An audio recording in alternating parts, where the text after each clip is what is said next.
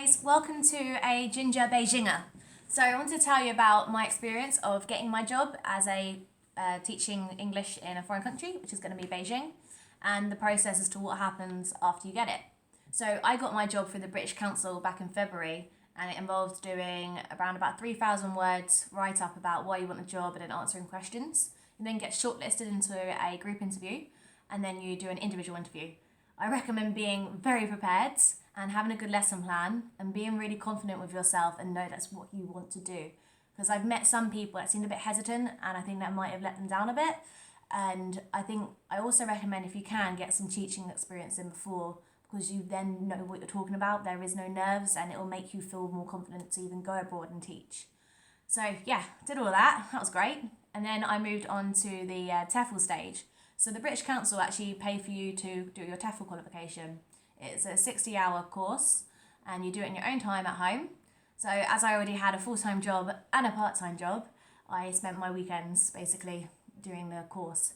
And then once you pass that exam, which is good, it's really worthwhile doing it, but it is a lot of hard work. So I recommend revising just for a little bit before sitting exam. Well, after you do that, you sit a foreign English exam. No, not even that. It's called a foreign expert exam.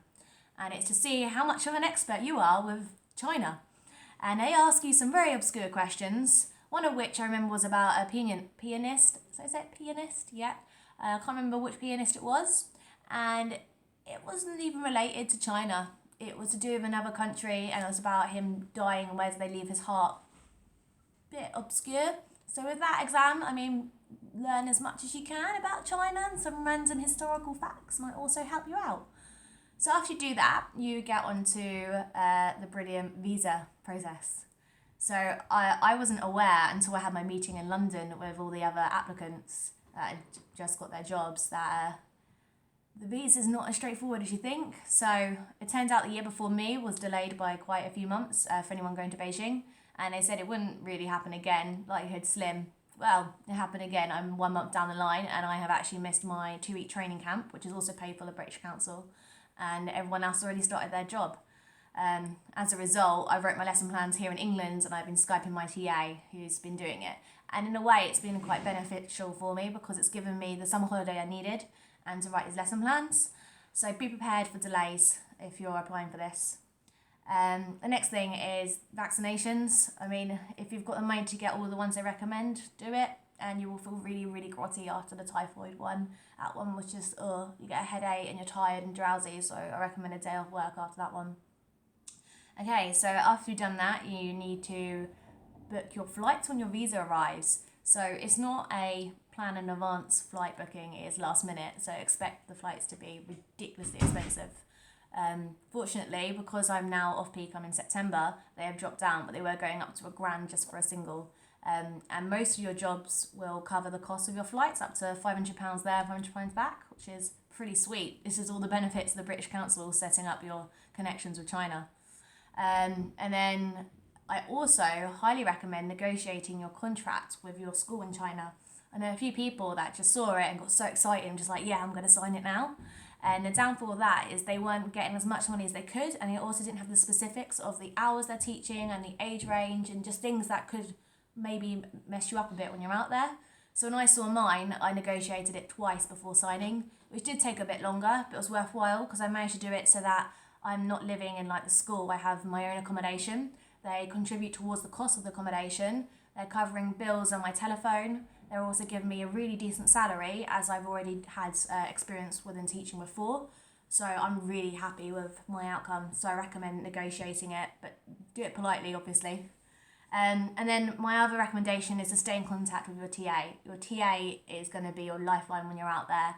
And the one that I've met already on Skype is absolutely amazing. She's so bubbly and so wonderful and just really organised. And yeah, get to know them before you fly out. And if you go for the British Council, the benefit of it is you're not really alone. There are going to be so many other people in the city that you're going to, and you're going to feel so much more comforted knowing that there's people you can go and see. We all have this app called WeChat, which is the equivalent to WhatsApp out there, and everyone's just messaging on there saying where they're going, what they want to do you want to go out for food? And I think that's something I'm quite looking forward to, is meeting these people I've already met once in London and seeing them in Beijing. Just like, it's going to be such a surreal moment when I meet everyone. Really excited. And yeah, so my last point I wanted to make is when you arrive, gifts are really important. If you go around someone's house in China, you want to have a gift to give them. So prep before, I got some placemats of Brighton and Eastbourne for like tea and stuff, and then obviously got them a traditional box of PG Tips tea and Yorkshire tea, because my dad forced me to get the Yorkshire tea. He said it's better and they have to taste it.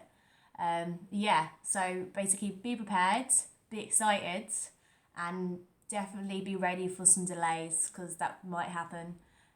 Yeah, so over the next few weeks I'm going to be posting about my experience in China and what I do in Beijing, and all the places to see and what to do and what's needed when you go on transport.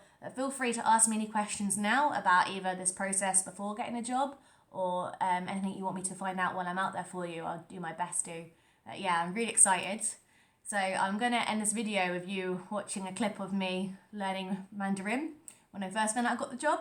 It's pretty laughable, to be honest. I am absolutely dreadful. So fingers crossed, in this next year I'll actually be okay at it. Yeah, feel free to post any questions, and thank you for listening.